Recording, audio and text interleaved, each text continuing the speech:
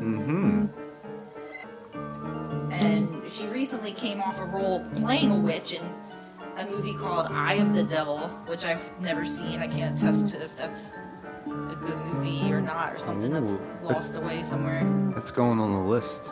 Yeah, put it on the list. I don't think I can picture her face. I've just heard her name so much in pop culture stuff.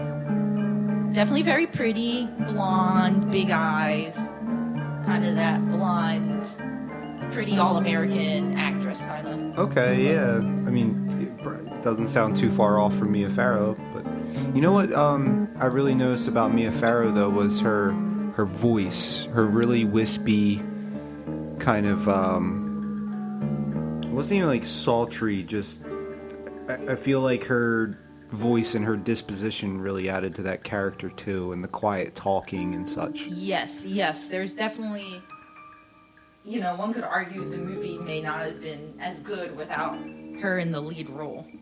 Yeah, she was very good. She's another one I don't know other than the newer Omen. I guess later in her career I might know her from some things because of the career she had already established, but I'm not really familiar with her from that time period either. That was, I think, the first time I really saw her in the 60s.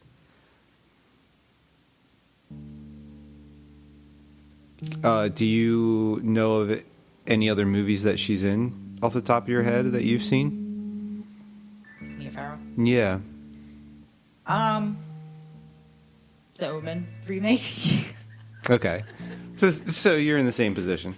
I feel like she was a big name, though. I think it's because of her relationships and Woody Allen and things like that. Ah, right. I mean, she also had a career as well, but had a thing for creepy directors, huh? Yeah, not the type of things that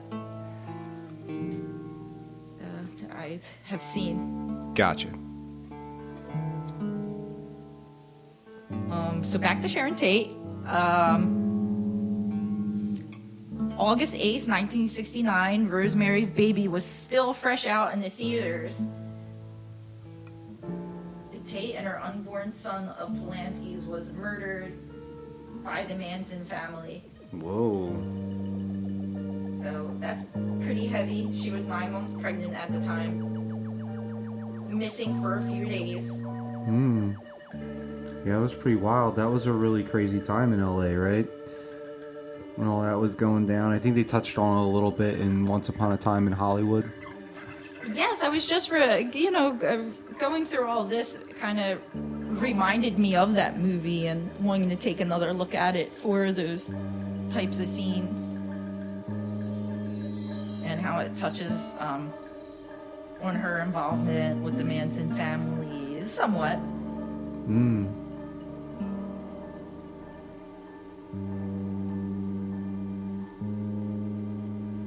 But the curse actually didn't end in the 60s, and this is one of the, I think that makes it stick out as far as movie curses go, is all the way to 1980, December 8th, John Lennon of the Beatles was walking into his apartment building in New York City.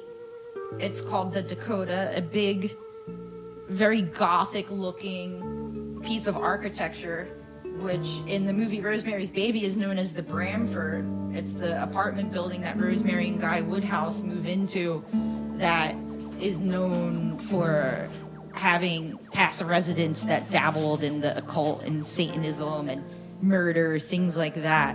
Oh, wow. As he was entering the building, he was shot to death by a man stating he was acting in the will of God, upset about the statements he had made about the Beatles being more popular than Jesus and being critical of other religious song lyrics. And it's already an eerie situation in itself, but Lennon fell just mere feet away from where one of the characters in Rosemary's Baby dies. There's a neighbor, Terry, that Rosemary befriends, who falls to her death mysteriously. Whether she jumps or was pushed, the movie makes it unclear. She falls to the street and dies right around where Lennon was murdered. So a lot of conspiracy theorists believe the Beatles' White Album is the soundtrack to a satanic conspiracy. It ties it into the Manson family.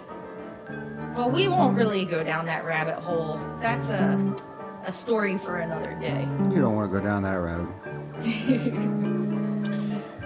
Yeah, it's tough to parse some of this stuff out because there's definitely some things that you read and you're like, okay, you're just making connections here. This is kind of silly or it's exploitative. And like, sometimes tragedies befall actors after they filmed the movie. I think people try to force a curse or create an urban legend from someone's death sometimes.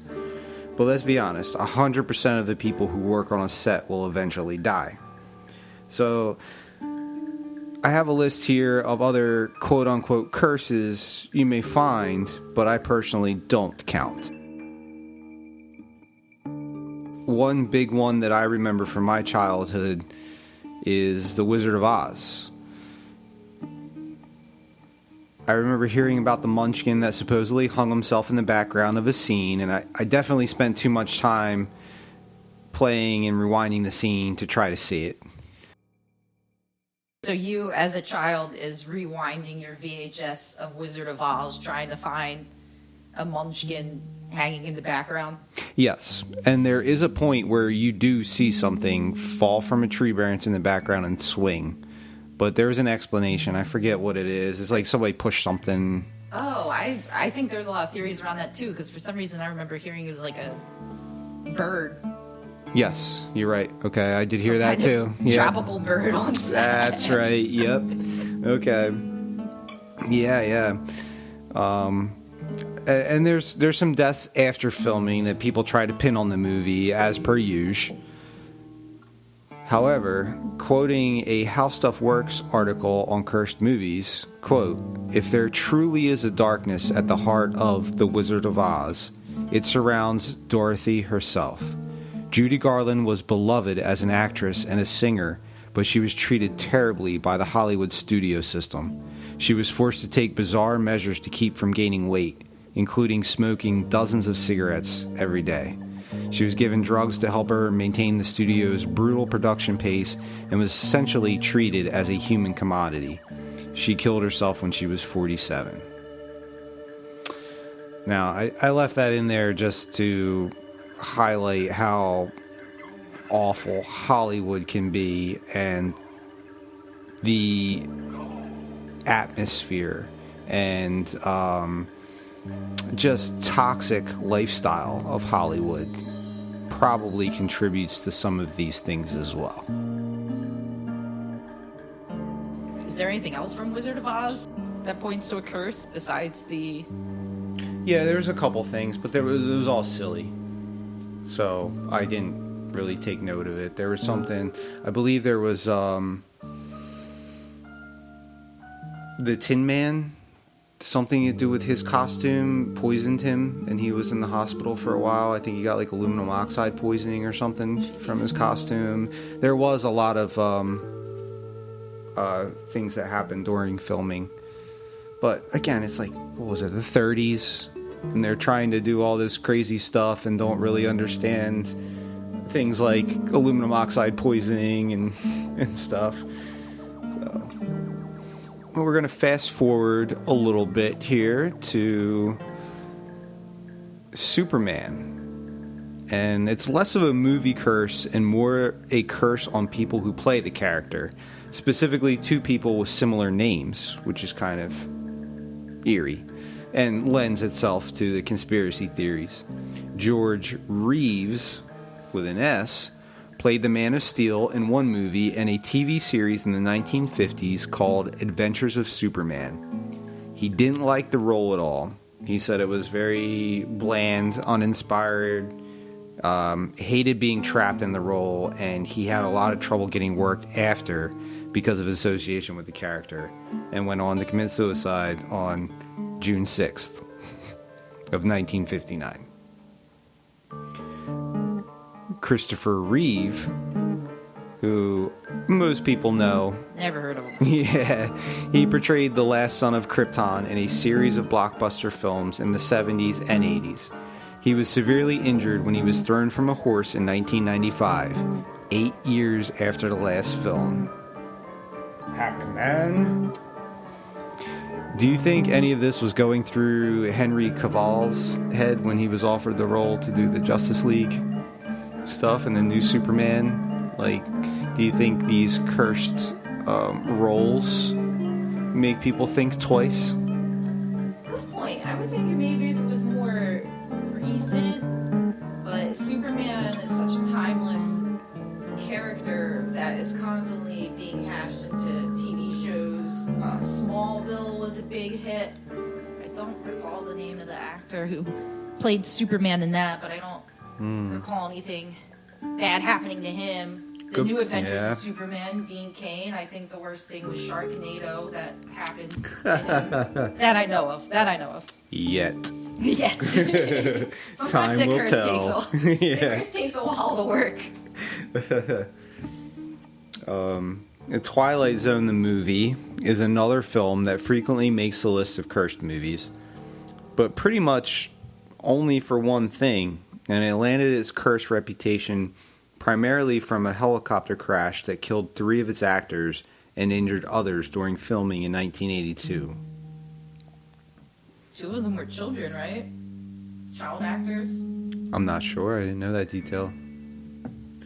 Yeah, that's a shame. Were they injured or... Yeah, they were just injured. Oh, no. Killed? No, it was a helicopter crash, I believe, so... Yeah. At least 3 people died. Wow. This one I had never heard of before. The movie Brainstorm. Never heard of it. Yeah. It sounds like it's from the 80s. Is it from the 80s? Yes, it's a 1983 sci-fi flick.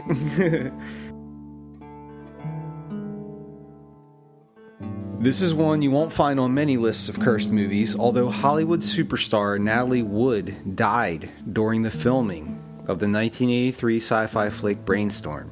In fact, many people lump in her death along with that of James Dean and Sal Mineo as part of the Rebel Without a Cause curse, which I didn't look into, but curious about that now. So, why is Wood's final film a better curse candidate? For one thing, the timing between the film and her death is much closer. Wood drowned after being on a yacht with husband Robert Wagner. Aside from the boat's captain, there was one other person aboard, her Brainstorm co-star, Christopher Walken. No one claimed to have seen Wood fall into the water, so it was surmised that she was drunk and fell in. The captain claimed many years later that Wagner had killed her, but no one was ever charged. For decades, her death was classified as an accident, but authorities changed it to undetermined in 2012. It's one of Hollywood's biggest scandals.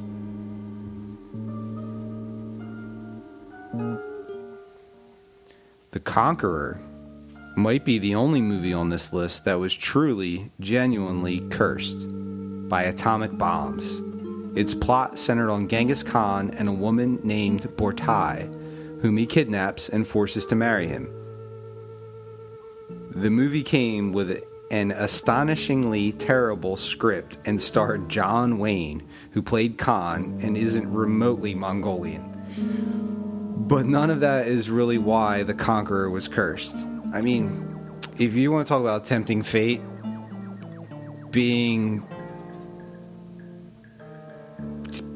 John Wayne and a country star, and then bringing that machismo to a Mongolian character, and not even affecting an accent or anything. I'm picturing John Wayne going, "Well, I'm Genghis Khan, partner." I'm just picturing him getting one of those blood tests and showing like, oh look, I'm 0.08% Mongolian. Read about that on the internet. Like 30% of us are Mongolian. But none of that is really why The Conqueror was cursed. Filmed in Utah, the location was less than 150 miles from the Nevada test site, where the U.S. government had set off 11 above-ground nuclear bombs the year before. Fallout from those blasts could have lingered, and the canyons where they filmed would have funneled wind-driven fallout, trapping much of it in the heavy dust and dirt. During shooting, actors and crew were constantly